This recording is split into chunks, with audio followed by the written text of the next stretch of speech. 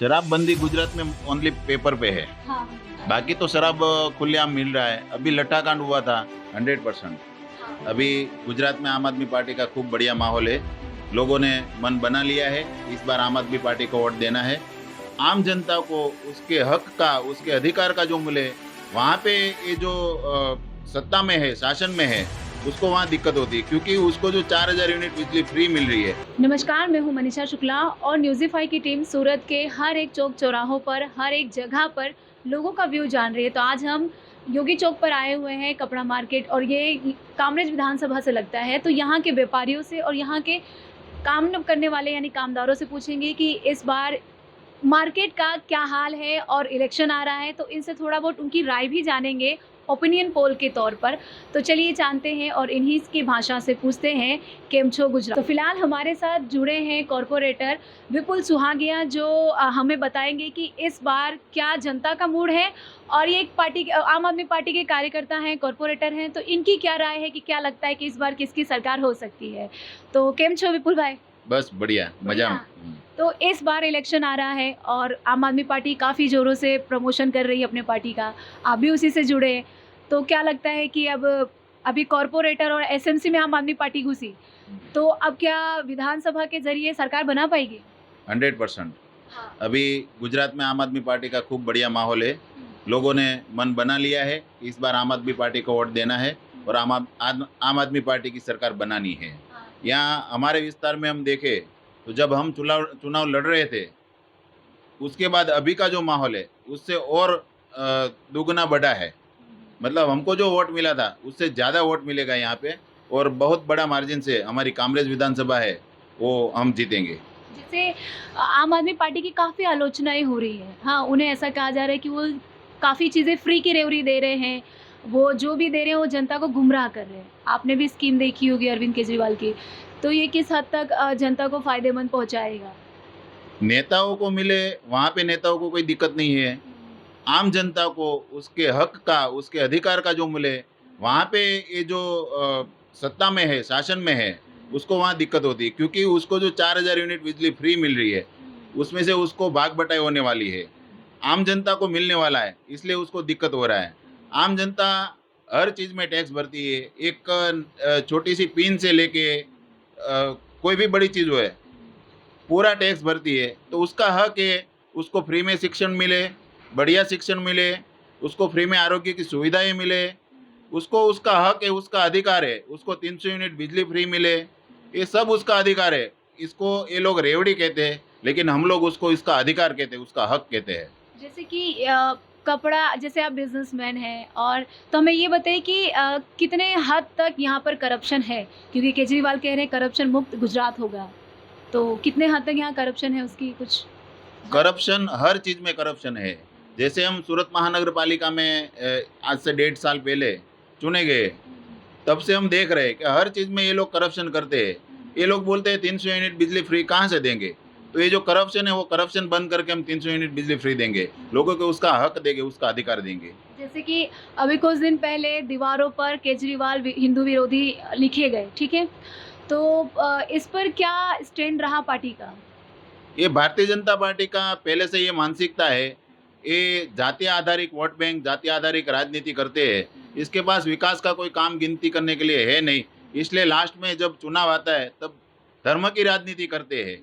केजरीवाल हनुमान जी का भक्त है, हिंदू है, उसने कोई हिंदू विरोधी काम नहीं किया है, फिर भी वो लोग जबरदस्ती उसको हिंदू विरोधी चितरने में लगे हैं। आप इतने अच्छे पोजीशंस पे हैं, तो राजनीति की ओर कैसे रुख किया? नहीं, हम लोग भी भारतीय जनता पार्टी को चाहते थे, उसको वोट देते थे। लेकिन पहले की भारतीय जनता पार्टी और अब की भारतीय जनता पार्टी बहुत चेंज हो गई है। हम लोग ने 2014 में मोदी जी को वोट दिया था, लेकिन 2-3 साल के बाद मालूम पड़ गया कि ये लोग भ्रष्टाचार के अलावा कुछ नहीं करते। लोगों का काम है, लोगों का जो हक है, वो नहीं देते। उसके सामने दिल्ली में 7 साल में अरविंद केजरीवाल ने जो काम किया, एजुकेशन में जो रिवोल्यूशन किया, स्वास्थ्य क्षेत्र में जो उसने परिवर्तन किया, वो सब चीज़ देख के हमने आम आदमी पार्टी को वोट दिया, और आम आदमी पार्टी को हम चाहने लगे। अरविंद केजरीवाल को हम उसको, मतलब उसकी प्रेरणा से हम वो आम आदमी पार्टी में जुड़े और लड़े, और हमको लोगों ने जिताया। जैसे एजुकेशन और शिक्षा की बात की है, स्वास्थ्य व्यवस्था की बात की, तो सूरत में फ़िलहाल क्या हालात हैं ये दोनों सेक्टर के? जब हम जीत के आए तब हमारा विस्तार जो है वो एसएमसी में 2006 में इन्वॉल्व हुआ था, लेकिन 15 साल तक एक भी सरकारी स्कूल नहीं थी। तो आज 2 साल पहले एक सरकारी स्कूल बनी, उसमें भी कोई भौतिक सुविधाएं नहीं थी, शिक्षकों की बहुत कमी थी। तो हम जीते तुरंत वहाँ मुलाकात किया और वहाँ पे जो भौतिक सुविधा की कमी थी उसके लिए हमने 40 लाख रुपए की ग्रांट दी, और शिक्षकों की कमी थी उसके लिए रजूआत किया, और एक माला भी उसमें बढ़ सकता था उसके लिए रजूआत किया, तो वो भी मंजूर हो गया। शिक्षकों की कमी थी वो पूरी कर दिया, और जो भौतिक सुविधा की कमी थी उसके लिए ग्रांट दिया, तो उसमें स्मार्ट बोर्ड आ गए, जो भौतिक सुविधा में बेंचेस वगैरह जो थे वो कमी थी वो सब मिलने लगे। तो पहले शिक्षण और स्वास्थ्य में बहुत कमी थी, वो अभी पूरी होने लगी है। आपका नाम? किशोर भाई। तो यहाँ पर आपका क्या उपाधि है? मैं यहाँ का इसका ओनर हूँ। अच्छा, आप ऑनर हैं। ठीक है, तो इस बार क्या लगता है कि क्या मुद्दा है इलेक्शन को लेकर? मुद्दे तो बहुत है। इस बार इन लोगों ने सारे धंधे चौपट करके रखा है। किन प्रकार के धंधे? पिछले 27 साल से गुजरात में बीजेपी की सरकार है, कोई धंधे बचने नहीं दिए। इतने बेरोजगार गुजरात में है कि किसी के पास कोई काम धंधा रहा ही नहीं है। जैसे आप यहाँ के ओनर हैं, तो हमारा सवाल ये है कि जीएसटी व्यापारियों को किस तरह से प्रभावित कर रहा है? लाभवंती है कि नहीं है? पूरा प्रभावित हुआ है। जीएसटी आने के बाद 20-25% धंधा रहा है टेक्सटाइल में, बाकी पूरा ख़त्म कर दिया है धंधा। नोटबंदी और जीएसटी ने कुछ काम इतना रहा नहीं है एम्ब्रॉयडरी में, या पूरा टेक्सटाइल का गिनो तो पूरा गिर चुका है। हाँ, पूरा गिर चुका है। तो तो पहले जैसे जीएसटी नहीं था तो कितने लोग यहाँ काम करते थे, और अब जीएसटी लगने के बाद कितना छटनी हो गया? हमारे पास 30-35 कारीगर थे, अब 12 कारीगर पे आ गए हम लोग। इतना कम काम हो गया है अभी। तो इसकी मेन वजह जीएसटी है? हाँ, जीएसटी की वजह से ही इन लोगों ने क्या है, जीएसटी में बार बार बदलाव किया, फिर भी कोई धंधे को सही कर नहीं पाए लोग। ठीक है, ये तो कपड़ा और बिजनेस को रिलेटेड जीएसटी हुई।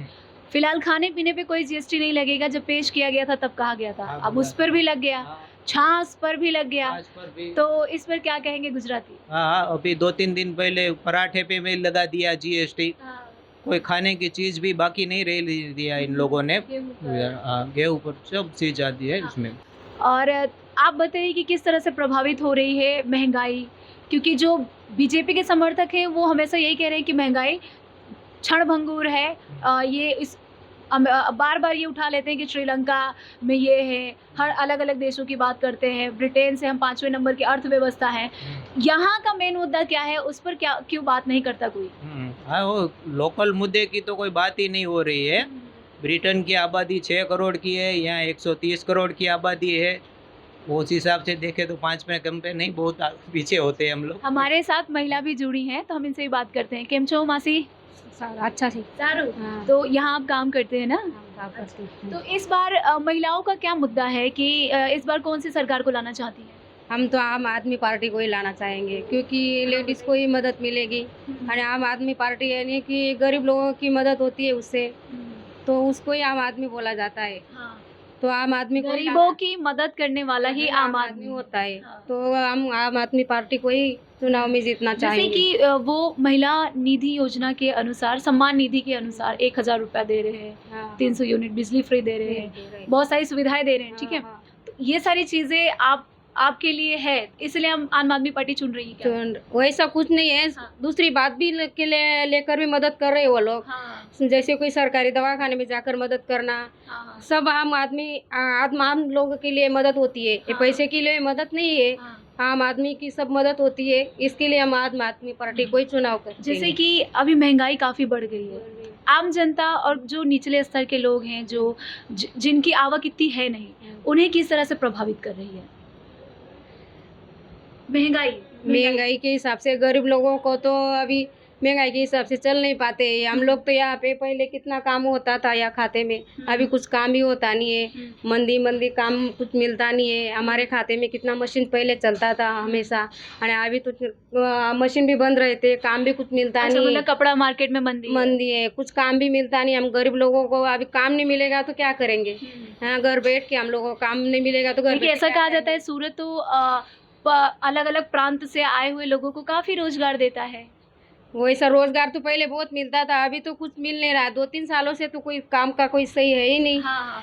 तो आम आदमी पार्टी आएगी तो हमको गरीब लोगों को ही मदद मिलेगी तो अच्छा है ना, अच्छा। काम तो मिलेगा। हाँ। ये हम लोग यही सोच रहे हैं कि आम आदमी आना चाहिए। अच्छा, शिक्षा व्यवस्था का क्या हाल चाल है? आपके बच्चे सरकारी स्कूलों में पढ़ रहे हैं, प्राइवेट में? सरकारी स्कूल में पढ़ रहे हैं हमारे अच्छा, बच्चे। तो अभी वहाँ की शिक्षा व्यवस्था कैसे, क्योंकि आप पढ़ा रही बच्चों को? बच्चे अच्छी तरह पढ़ रहे हैं अभी तो। अभी फिलहाल। हाँ, तो स्वास्थ्य व्यवस्था कैसा है? स्वास्थ्य व्यवस्था भी सही है। अच्छा, हम्म।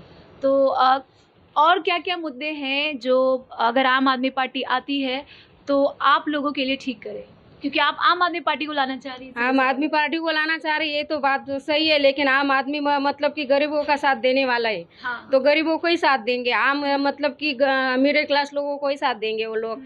तो बड़े लोग कैसे होते हैं, गरीब लोगों की तरफ ध्यान देते नहीं है, ऐसा होता है। इसलिए हम आम आदमी पार्टी को ही चुनाव करेंगे। अच्छा, तो जैसे कि अगर बनता है, आम आदमी की सरकार बनती है, ठीक है, तो क्या क्या और भी सुविधाएं हैं? जैसे कि यहाँ पर सबसे ज़्यादा कड़ियाँ वाले आते हैं, तो यहाँ की बच्चियों को उठा लिए जाते हैं, अक्सर न्यूज़ में आता है। तो इस पर क्या कोई काम होगा? आम आदमी पार्टी का कोई स्टंट लिया जाएगा?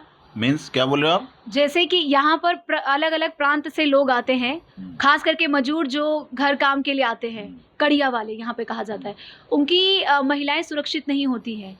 तो यहाँ के सुरक्षा इंतजाम कैसे हैं महिला सुरक्षा के मामले में? नहीं, ऐसा तो कोई सुनने में नहीं आया है। हाँ। लेकिन कायदा व्यवस्था अभी तो बहुत मतलब यहाँ पे कोई ठिकाना नहीं है। खुद गृह मंत्री सूरत से है, लेकिन आपने अभी सुना होगा 4-5 महीने पहले तो दिन दहाड़े एक लड़की का गला काट के उसकी हत्या कर दी गई थी, ग्रीष्मा वेकरिया। तो बार बार यहाँ पे हत्याएं हो रही है, एक खून खराबा हो रहा है। मतलब कायदा व्यवस्था तो अभी कोई है नहीं यहाँ पे। मतलब कि शराब मुक्त राज्य बनाने की बता रहे हैं केजरीवाल जी। तो यहाँ तो वैसे ही शराबबंदी है, तो शराबबंदी का कारण बताइए। और अभी भी पेपर की एक लिखी लकीर है, तो ये कितने हद तक सही है?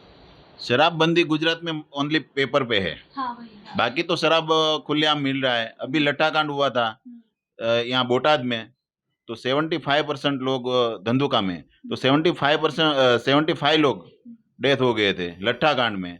और ऐसे तो बार बार यही घटना होती रहती है। लेकिन नीचे से लेके ऊपर तक, नीचे से लेके गृह मंत्री तक ये शराब का हफ्ता जाता है। इसलिए ये कोई मतलब नकली शराब की हो रहा है लगातार इनडायरेक्ट बिजनेस, और ड्रग्स का सबसे ज़्यादा कहीं ना कहीं हाथ गुजरात का होता है। तो इस पे इसका जिम्मेदार कौन है? मैं आम आदमी से पूछती हूँ, आम जो आप तो पार्टी से जुड़े हैं, लेकिन आप बताइए कि इस पर क्या हमारे यूथ को कितना प्रभावित हो रहा है, क्योंकि गुजरात काफ़ी यूथ के मामले में यंग राज्य माना जाता है। ड्रग्स तो 10-15 दिन में बहुत पकड़ाई जाता है, खास करके मुद्रा में अदानी पोर्ट पे ज़्यादातर वहाँ ही आता है। तो क्या कनेक्टिविटी है पाकिस्तान के साथ उसकी या प्रशासन की, वो तपास में कुछ बाहर आता ही नहीं है।